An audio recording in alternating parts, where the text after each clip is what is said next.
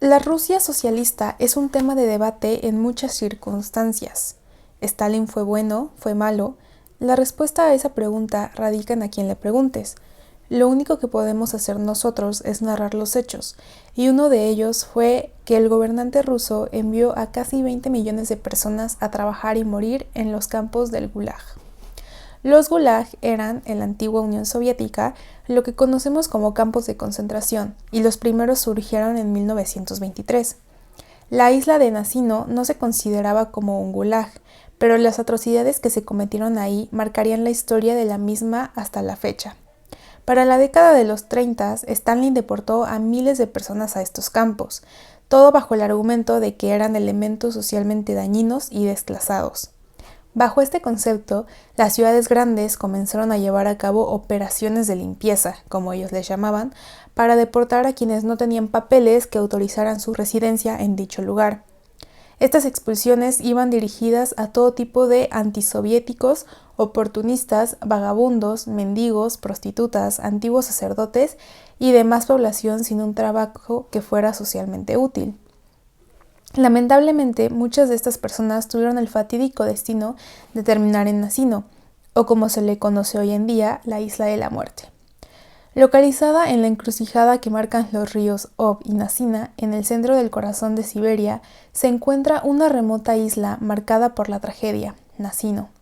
Como les había comentado, esta isla no estaba considerada como un gulag, pues se suponía que solo sería un establecimiento temporal mientras resolvían los problemas que habían en los campos de trabajo, pues no estaban hechos para recibir un número tan grande de personas nuevas. Pero fue en esta isla donde se cometieron de los mayores horrores de la era estalinista. Fue así que en mayo del 33, tras un largo viaje, llegaron a este destino más de 5.000 personas deportadas, de los cuales 4.878 eran hombres y 322 mujeres. Estas eran, en su mayoría, indigentes, gitanos, desempleados, campesinos e indocumentados procedentes de Moscú y Leningrado. Mal, 27 personas murieron el mismo día en que llegaron, pero eso solo sería el inicio de una gran tragedia. Para empezar, ninguna de las personas ahí tenía ropa de invierno, comida, utensilios o herramientas que les ayudarían a sobrevivir al territorio yermo, que consistía en una superficie de 3 kilómetros de largo por medio kilómetro de ancho.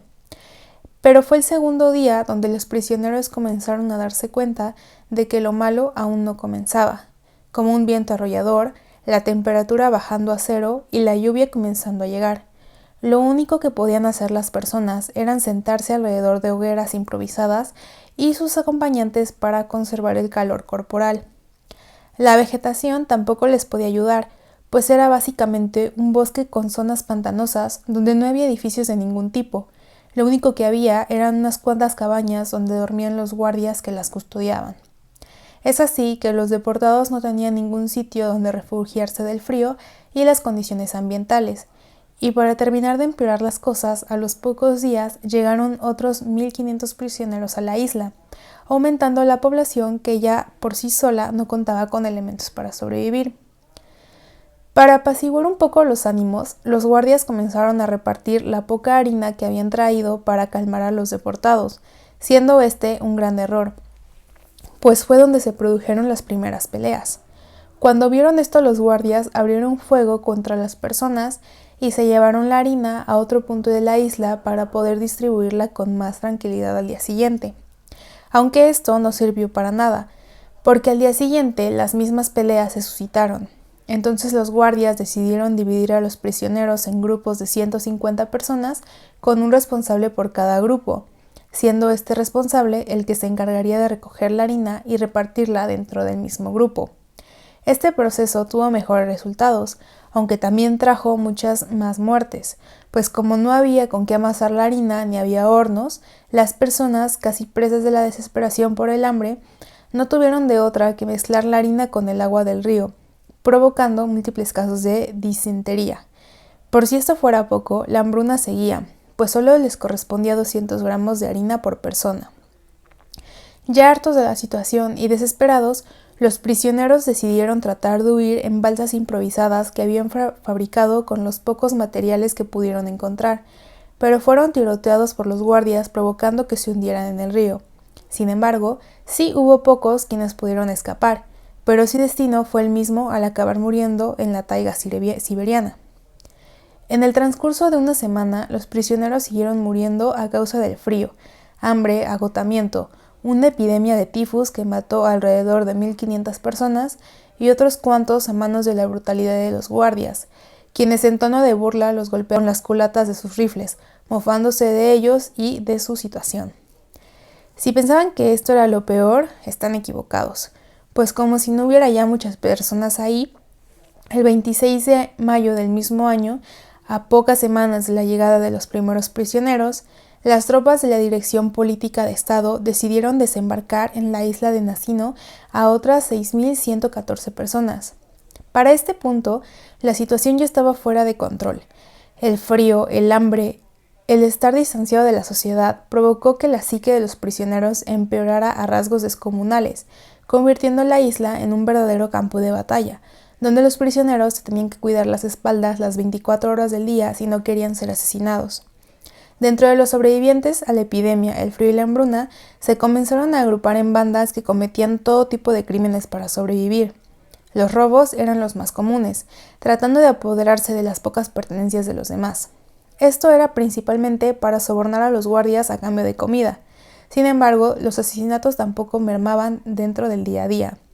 Con la llegada del verano, uno se podría imaginar que las cosas iban a mejorar, pero no fue así. Se podría decir que hasta empeoró un poco su situación, pues el calor extremo era una tortura, y los prisioneros se vieron obligados a buscar alimento en cualquier tipo de lugar. Raíces de árboles, hojas de plantas, musgo, insectos, básicamente todo aquello que se pudiera comer y lograra que no se murieran de hambre. Aunque muy pronto esto ya no sería suficiente para satisfacer a las personas, pues el constante estado de hambruna provocó que comenzaran a ver a las personas no solo como víctimas para robos, sino como una potencial fuente de alimento. Para finales de mayo, casi un mes después de que llegaran, los prisioneros empezaron a matarse entre ellos con el único fin de conseguir un poco de la carne que tanto anhelaban. Las imágenes de la isla contempladas por los guardias que patrullaban por medio de barcazas fueron de película de terror. Decenas de personas yacían mutiladas en el suelo, con miembros del cuerpo a medio devorar, esparcidos a su alrededor, con charcos de sangre gigantescos pintando la isla de rojo. Uno de los detenidos por canibalismo confesó que los perpetradores de este crimen elegían a los moribundos, aquellas personas que podías ver que morirían de todos modos en un par de días, así que también lo veían como un acto de compasión, pues le darían una muerte rápida en comparación con la que tendrían si fuera por causas naturales. Uno de los testimonios de lo que pasó en la isla es que se cuenta que había un guardia de apellido Benikov, quien era muy joven y muy amable, o al menos trataba de serlo. Este guardia le había dado su protección a una joven hermosa que había sido deportada a la isla, dejándola alojar en su cabaña. Pero un día el guardia se ausentó de la cabaña y fue aquí donde un grupo de hombres tomaron a la joven, la ataron a un árbol, le cortaron los senos y las partes del cuerpo que más músculo tenían para comerse. Cuando el guardia volvió, la encontró con vida y atada al árbol, pero para este punto, su única misericordia era la muerte. Otro de los testimonios viene de una residente del pueblo aledaño de Nasino, llamada Teófila, quien dijo que algunas veces los prisioneros iban a su departamento, pero una vez una anciana de la Isla de la Muerte acudió a ella pidiendo ayuda, pero lo que lo dejó impactada fueron sus pantorrillas. A la mujer le habían cortado toda la carne de las pantorrillas para asarla y después comerla. Sus piernas permanecían congeladas todo el tiempo, y lo único que la prisionera podía hacer era envolverlas en trapos. Teófila cuenta que la mujer tenía 40 años, pero aparentaba por lo menos unos 20 más. En las pocas semanas que se le dio la función de prisión a esta isla, murieron alrededor de 4.000 personas, y las 2.856 supervivientes fueron trasladadas a otros asentamientos río arriba, pero dejaron en la isla a cerca de 157 personas que ya no podían moverse y por lo tanto no les serían útiles por lo débiles que se encontraban. Los supervivientes al traslado se negaron a trabajar en los nuevos campos de concentración por la falta de herramientas y comida, además de declararse un nuevo brote de tifus entre el grupo.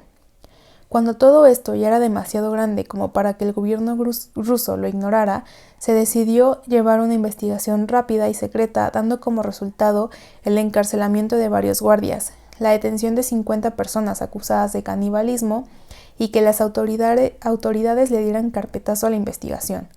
Sin embargo, fue gracias a un instructor del comité del distrito de Narín del Partido Comunista que esto vio la luz fuera de solo los locales de Nasino, pues al ser enviado a la isla para informar de la reubicación de los elementos desplazados, descubrió la horrenda realidad, encontrando alrededor de 31 fosas comunes con un número de cadáveres que oscilaban entre los 50 y los 70 por cada una.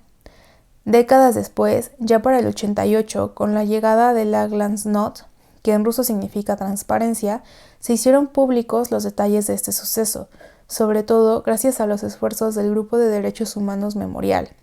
Gracias a estas investigaciones, se descubrió que los primeros informes de canibalismo se produjeron demasiado pronto, tan solo 3 días después de la llegada de los deportados, y que los guardias y autoridades tenían conocimiento del mismo.